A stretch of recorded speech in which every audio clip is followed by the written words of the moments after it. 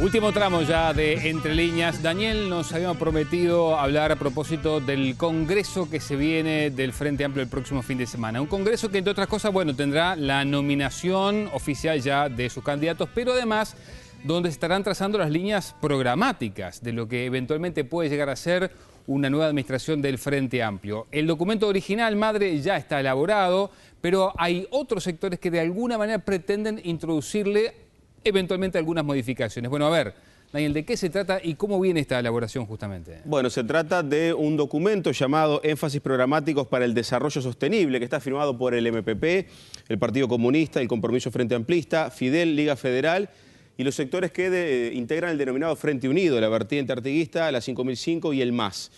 Estos sectores dicen en el texto de su propuesta que la misma no divide, que es para sumar y para asegurar el triunfo del Frente Amplio, pero también, bueno, marcan que hay que poner énfasis en algunos puntos que entienden no están lo suficientemente desarrollados en el documento del propio Frente Amplio que se va a someter a estudio del Congreso. Bien, vamos a precisar, Daniel, porque cuando hablamos de programa de gobierno, no estrictamente estamos hablando de eventualmente las medidas que vaya a aplicar el Frente, ¿no? Sí, estamos hablando de los grandes enunciados, de lo que marcan el rumbo de la fuerza política hacia el periodo que viene, ¿verdad? La plataforma, las medidas concretas, bueno, obviamente que van a estar redactadas con ya el candidato elegido en la interna y obviamente con la estrategia elaborada de cara a lo que son las elecciones, ¿verdad? Pero bueno, esto importa marcar la cancha. Un poco, ¿qué ha pasado con este documento? Bueno, que otros grandes sectores del Frente Amplio, como por ejemplo el Frente Libre Sereña, ha dicho el ámbito natural y razonable para discutir y plantear cosas era la comisión de programa que justamente elaboró el documento a ser tratado en el Congreso y por eso entienden que ese era el lugar para nuevas propuestas. Más allá que estos son enunciados, sí que en definitiva no hay grandes objeciones a lo que se va a plantear. Bien, yendo a las propuestas concretas, estos sectores básicamente se podría generalizar diciendo que quieren un giro más a la izquierda y en este sentido, por ejemplo, dicen que hay cierto margen en materia impositiva, por ejemplo. Exactamente. El documento específicamente dice que se debe profundizar la reforma tributaria sobre la base de gravar en forma progresiva el capital, desestimular la concentración de la tierra, gravar las ganancias extraordinarias y blindar a la economía de los flujos de capitales especulativos. Desde estos sectores se nos informó que no se busca crear nuevos impuestos, pero sí ajustar los mecanismos que ya existen en esta materia. Sectores que también vale la pena precisarlo, ¿no? Apoyan a Tabaré Vázquez, un Tabaré Vázquez que está en la otra línea, ¿no? Más cercana a la del equipo económico. ¿Y eso cómo se compatibiliza, estas visiones? Bueno, han hablado con Vázquez de estos temas y, por ejemplo, se pone el caso de la inauguración de la sede de la lista 711 de Raúl Sendic, en donde en su discurso Vázquez dijo: aquellos que más tienen van a tener que colaborar más para ayudar a los que menos tienen. Los periodistas que estamos allí le preguntamos a Vázquez específicamente sobre esto y él dijo que no se trata de crear impuestos, sino que se trata de insistir con un concepto que el Frente Amplio viene manejando desde hace mucho tiempo. Además hay un dato que no es menor. Quienes sostienen este documento y quieren estos cambios a nivel tributario aceptan o admiten que esto, a la hora de tener medidas concretas, va a tener que ser acordado con el equipo económico que eventualmente tenga el propio Tabaré Vázquez, si es electo candidato, como todo parece indicar que así lo va a hacer, ¿verdad?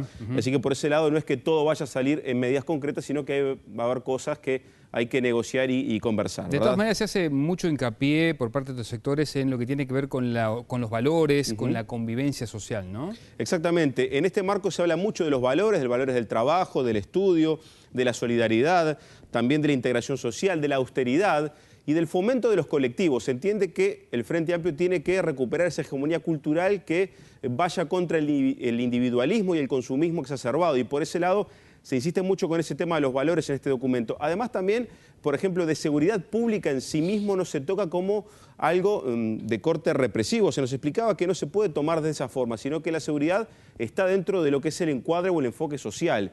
Y que, por ejemplo, se entiende que si no se mejoran los valores de convivencia, mal se pueden prevenir situaciones de inseguridad o de violencia que ocurren día a día. Entonces que por ese lado la seguridad no está ajena como un capítulo aparte solo del corte represivo, sino que está dentro de lo que es un marco o un enfoque más social. Bien, ¿qué otros aspectos se pueden destacar? Bueno, haciendo un resumen muy rápido, fortalecer la integración regional, crear cadenas productivas en la región justamente y organismos de financiamiento, por ejemplo el Banco del Sur, que en definitiva está creado en la formalidad pero que no está funcionando. Por ejemplo, que el Estado y las empresas públicas sean los que lleven el liderazgo en materia de desarrollo económico, también innovación y sustentabilidad ambiental, mejora en el acceso a la salud, la vivienda y la educación de la población, políticas sociales focalizadas para combatir la pobreza. También se pone énfasis en continuar con la agenda de derechos sociales y específicamente en el enfoque de derechos humanos, el tema desaparecidos. Eso es textual y está en este documento. Bueno, de todas maneras, y esto sucede en buena parte de la izquierda, ¿no? Estos sectores que han redactado este documento también tienen algunas diferencias, Daniel. Sí, por ejemplo, en el enfoque de la educación, más allá de compartir la intención de que se mejore el acceso a la educación, por ejemplo, por un lado Raúl Sendic está diciendo que hay que declararla servicio esencial. Prácticamente, sí. En teoría, porque entiende que no puede haber más paros y que no pueden pararse más clases. Mientras que, por otro lado, también firma el documento un partido comunista que está mucho más cercano, de repente, a algunas reivindicaciones de los sindicatos docentes. Además, bueno, hay otros planteos que el Partido Comunista tiene como históricos y que se plantearon en el Congreso anterior, en 2008, y que esta vez no están plasmados aquí, como una reforma de la Constitución o eventualmente un rol del Estado muy fuerte en entes testigos, claro, o el frigorífico nacional, de lo que se habló bastante durante el primer año de gobierno y que no se concretó finalmente. Está claro, y ahora que lo nombraste, lo que definitivamente no va a estar es una propuesta de reforma de la Constitución, ¿no? Sí, esto el propio presidente de la Comisión del Programa lo aclaró cuando se presentó en septiembre. Héctor Lescano dijo, esto no va a estar. Es un tema de la fuerza política, no es un tema de gobierno. Y específicamente el Frente Amplio tiene una comisión que está estudiando una eventual reforma constitucional. Se va a presentar el informe del Congreso, pero esto va a ser para el año que viene, un plenario lo va a tratar también. Lo que, bueno, tiene que ver justamente es esto, ¿verdad? No es un tema que vaya a estar en el programa y además no se quiere quedar condicionado a hacer un anuncio como, por ejemplo, en el primer año tiene que haber una convocatoria a Asamblea Constituyente que después no se concrete, porque claro, también genera una rispidez interna que no se entiende necesaria. Va a ser un tema complejo, ¿verdad? No tenés la bola de cristal, pero ¿qué se podría decir puede llegar a pasar en el Congreso el fin de semana? Bueno, recordemos, es un Congreso de delegados, pero obviamente los delegados tienen una afinidad sectorial. Claro. Y está claro que el MPP y el Partido Comunista tienen una mayoría relativa que pesa y mucho las decisiones. Este documento seguramente se inserte en lo que es el programa final que surja del Congreso. No va a haber mayores cambios, en principio, por lo que uno fue investigando. Lo que tiene que ver con otros temas, bueno, las candidaturas, Vázquez y Moreira seguramente se habiliten ambas. Lo que, por ejemplo, el Frente Libre Sereni quiere es que no pase como el Congreso anterior, que cada uno puede elegir hasta 5 candidatos, ¿verdad? Recordemos, se eligió a Mujica, también a Carámbula y a Astori. En este caso, bueno, que se elija con mayor rigor y, bueno, que se apoye la múltiple candidatura, Vázquez, Moreira, pero que cada uno marque claramente a quién apoya. Y además, bueno, el tema de la vicepresidencia. El Partido Comunista dijo en su Congreso que hay que llegar al Congreso del Frente Amplio con la fórmula cerrada si hay consenso. El consenso no está. Más allá que se pueda hablar de nombres para la vicepresidencia, está claro que esto será un tema para que el año que viene el plenario resuelva y obviamente va a depender y mucho de la opinión del candidato, sobre todo si va a ser electo en la interna del Frente Amplio. Exactamente. Bueno, amigos, seguimos hablando ya en el final del programa del Frente Amplio, básicamente pautado por lo que puede llegar a ser las consecuencias del caso Pluna, y es por eso que vamos a recibir con muchísimo gusto al publicista, asesor del vicepresidente de la República, entre otras cosas, Esteban Valenti. ¿Cómo le va? Buenas noches, gracias por acompañarnos. Buenas noches, gracias. ¿Quién paga los costos políticos del caso Pluna? Nosotros, una buena parte de nosotros, dentro de la izquierda, el Frente Libre Sereni. Y yo no soy además asesor, digo, lo corrijo porque nunca lo fui ni lo voy a hacer. Yo soy militante del Frente Libre Sereni. Está bien, sí. Y cuando hago campaña tampoco soy asesor. O hago la campaña y me hago responsable o no la hago. Bueno, ¿y es justo que buena parte sea responsabilidad del Frente Libre Sereni, este costo político? Lo que pasa es que funciona así. Nosotros nos hacemos responsables de los errores, de los problemas, de los objetivos que se habían propuesto. Yo lo digo en primera persona, del hecho de que por primera vez después de 60 años de ser una canilla abierta a la pérdida permanente como fue Pluna, con situaciones al límite de todo, y cuando digo de todo soy consciente de lo que estoy diciendo, como la entrega de Pluna a Barrick después de haber perdido Barrick la licitación, impuestas desde el gobierno del doctor Lacalle, ese pasaje a Barrick que desguazó la compañía en todo sentido. Bueno, todos esos 60 años no tienen responsable, no pasó nada, nadie tiene culpa, nadie pagó ningún costo político, era otra época, no se pagaba tampoco aparentemente costo político por salvar el Banco República refundido 20 veces, por salvar el banco hipotecario refundido por mala gestión y además por delincuencia. Eso no existía. Ahora, bueno, se podría decir que la asunción del frente al gobierno es el costo político para esos sectores. Vos sabés que yo creo que es más compleja los procesos. A mí eso de que los costos políticos por gobernar se resuelven solamente de esa manera, me parece una forma de subestimar a la gente. Yo creo que son procesos más complejos. No es que el Frente Amplio ganó por los errores que tuvieron los otros. Eso es una parte. En la política eso juega mucho, pero hay otras cosas. La propuesta, el nivel de credibilidad, el hecho de ser una alternativa.